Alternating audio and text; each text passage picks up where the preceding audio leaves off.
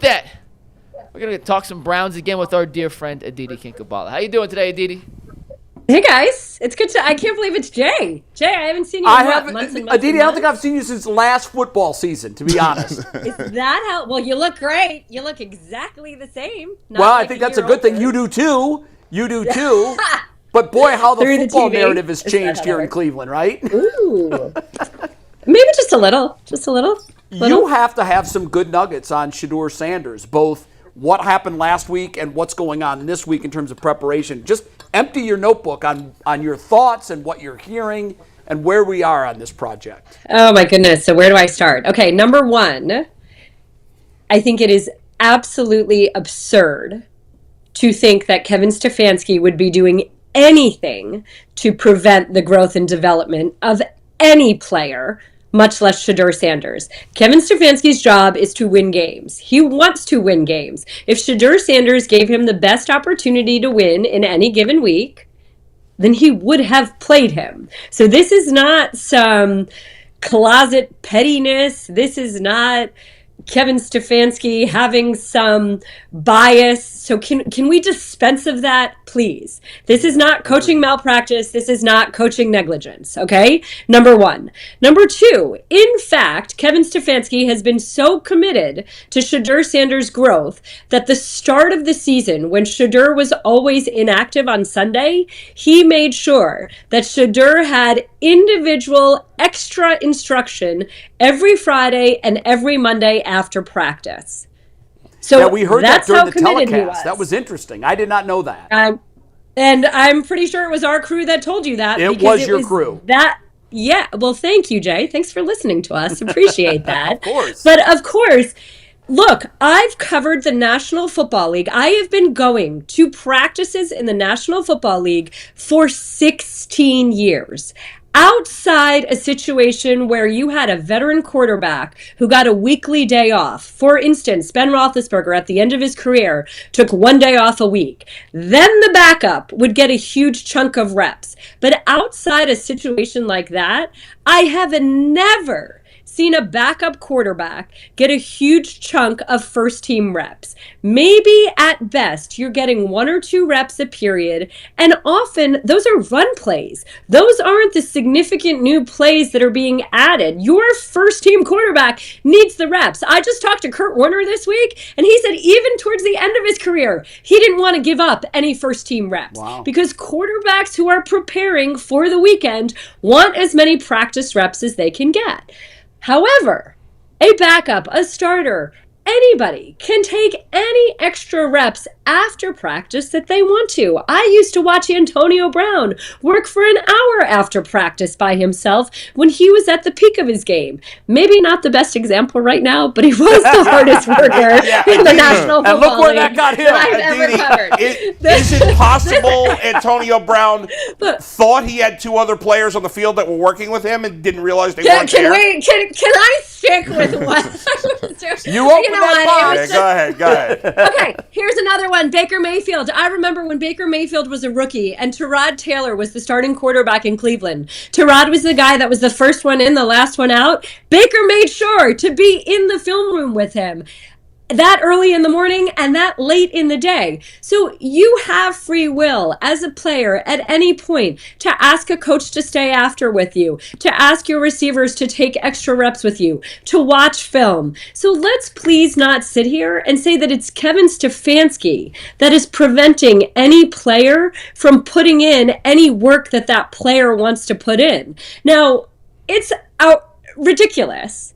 It's absurd to think that Shedeur Sanders could have stepped in that minute on Sunday and lit the world on fire. We saw in the preseason that there was a reason why he was a 5th-round pick, and let's not forget he is a rookie. So most every rookie has to grow and develop. Most every NFL player at any point in their career needs to grow and develop. That's why I've watched Tom Brady spend 15 minutes taking a 5-step drop after practice, even when you knew he could do it in his sleep. Players need experience. They need practice. When you see a quarterback like, for example, Shedeur Sanders bleeding out of the back of the pocket constantly, that most often means that he is reading the rush and not reading coverages. How do you get better at reading coverages? By doing more film study, by getting more experience, by watching for it. That has nothing to do with whether you have reps throwing to a first-team wide receiver or not. That's about reading coverages. That's not about practicing throwing to a certain guy. So let's accept and acknowledge that this young man is a rookie. He is working. He is growing. He is developing. Let's not rip the coaching staff for where he is. Please, please, please, please. Aditi, I understand, and I agree with everything you're saying, but you know the world we live in now. The majority of the people that we live in a land of conspiracy theories now. It didn't start with Shedeur Sanders. It's gotten, really since COVID, things have gotten really bad in terms of conspiracy theories in this country in general. And once people have decided what camp they're in, and we see this in politics, we see it in sports, we see it in everything. But can we apply logic here? It's hard to change people's minds, even if, it doesn't matter how rational you're being. Okay, how about this? Yeah. Shedeur Sanders is a really fun and nice young man to be around. Why would Kevin Stefanski put his livelihood at risk for a young man that's a nice young man? Like, it doesn't make any sense. I don't know, G, do you want to go? What do you want me to talk about? You want to respond to this? I think there's a thing when Shedeur Sanders got here. I think it's a situation where you got a lot of people who talk about what it is on the football field. Then there's a lot of people who don't like the supporters. Sometimes when somebody is saying things against Shedeur, they push more back against the supporters than the actual what it is about him as a football player. He's a rookie. He's going to make some mistakes. But at the end of the day, he's still like you said, he's a good kid. I go back to what he said at the game. I thought it was really mature of him to say, listen, guys, I know you guys support me, but I want you to support Dillon Gabriel. Don't boo Dillon Gabriel just because you may think that that's going to help me out. At the end of the day, that could be perceived as divisiveness. I think sometimes we get caught up in who the person is rather than what his skill set is. So for me, I think there's a lot of polarization that goes around. But at the end of the day, Aditi, I've said this: what's going to keep him on the field is his play. It's not what the narrative is. It's your play on the field. How do you acclimate, and how do you go about making people, improving yourself to the people, your locker room, and playing well against the Raiders? Because that is what's going to, move more than the whole narrative stuff. Well, and that's exactly the point, right? If he is indeed the better option, then of course the Browns are going to play him. They are trying to win games. They want to win. They want to see what they have in their players. So what we saw Sunday was not markedly different than what we saw in that third preseason game. Now, let's see, knowing for the full week that this is his game, that it's all on him, let's see.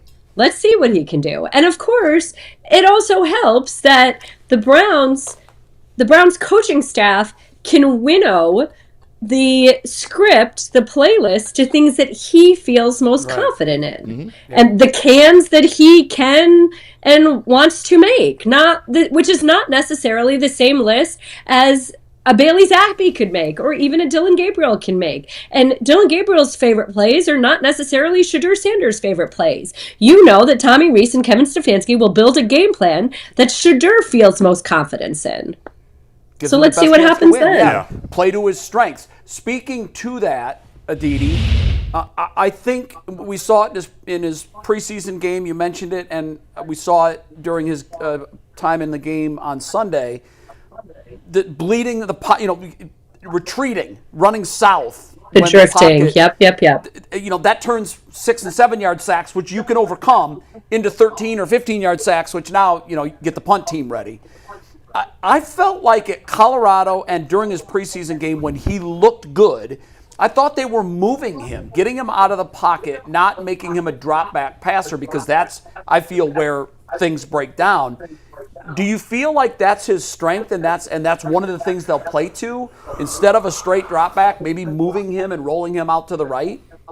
I think that it is something that they would probably be inclined to do. We saw that in that first preseason game down in Carolina a little bit. But again, Jay, that's the whole point. If he does not yet feel extremely comfortable reading coverages, then don't have him standing in the pocket that much trying to read coverages, because he's clearly peeking at the rush, and that's why he's bleeding out the back of the pocket. So again, they have a week to figure out what are the things that he does really well, what are the things that he can gain some confidence in, and go ahead and do that. And if that is indeed rolling out more, then yes, we should probably see more of that. Of course, you run some risks there because Max Crosby closes a lot faster than a lot of edge rushers. Let me ask you this question. We just had Leroy on. How do you think he'll manage the emotions of starting his first game? Obviously, I have no concerns about that, Jay. This is from the minute that he was a young boy, he's always had presence. He clearly likes the spotlight. Let's go back to that first preseason game in Carolina remind me, guys, who was the special teams player with the scythe who was pulling his boombox? Shedeur had that boombox. You don't even call it a boombox, whatever, that big, huge speaker. I'm aging myself, You're right? aging Whatever it's yourself called. with a Yes. Sorry. Cassette I'm a tapes. mom. Sorry, I'm not that hip. I don't travel with my own music. But that huge speaker, Shedeur had it shipped to the hotel, and then his buddy, the special teams player with the scythe, whose name is we can't think of it. None of us changed his name. Yeah. He changed his name too. Anyway, whatever. He was dragging it, and Shedeur was walking into the stadium to his own soundtrack. He certainly likes the spotlight. He was great on the sideline with me afterwards. So I don't think that there's I'm not worried about nerves or jitters or anxiety in any way. I think that this is a young man who likes when the lights are on. Aditi, one thing about Shedeur, and I'm not, I want to see, I'm not someone who's I'm one of the few people that I think has been neutral about this and show me, let's see what we got. I'm not putting myself in a camp like so many people do and just sticking with it. But what I will say, that as bad as he played, and he played bad for the most part in that half, when they had that final drive, I felt like with Shedeur they had a chance to tie that game. And if Dillon Gabriel were in there, I would not have felt that way. And maybe that's not based in any fact. It was just maybe a gut feeling. But he at least was in those few passes he threw, at least he was attempting to throw the ball downfield. Dillon Gabriel doesn't do that at all. Am I crazy, or are you buying what I'm selling? Is that a separate question, or do you mean in relation to this conversation? Am I crazy on this, or am I crazy in general? No, go ahead. You know what? I appreciate that you're saying that you're neutral and it really is about the play, but I think that sometimes it's very easy for us to create certain narratives in our head. Could there be a component of Dillon Gabriel sort of being cautious, being careful not to make a mistake that could be so costly because he is heady enough to know that this isn't an offense that has an enormous margin of error right now? Maybe there's some truth to that. I don't have the data in front of me. I do know that a few weeks ago I talked to Jerry Jeudy about getting the ball downfield, and he was pretty adamant to me that that's not something you can really blame on Dillon Gabriel or even the coaching staff. He said the reads are there, or the plays are there, but if the read says that that's a bad play or that's a low percentage play or we haven't won our route, then why would he throw it there? And so I think there's a little bit of no risk it, no biscuit, sure, but I think that there's also a lot of times you've got rookies who have enormous responsibility on their shoulders wanting to do things right. I mean, and not just rookies. Look, I'll tell you guys, I was just with the Jaguars, and this has kind of been one of Trevor Lawrence's issues. Last week, Liam Cohen kept saying to Trevor Lawrence, just rip it. Just let it rip. Just play loose. Don't be so stressed out. And Trevor had said to me, you know what? Liam's offense is more detailed. His scheme is more detailed. His installs are more intricate than anything he's ever been in. And he admitted he's sort of gotten a little bit hung up on how things should look because of how intricate and detailed everything is, that he doesn't just necessarily always trust what he sees and let the ball fly.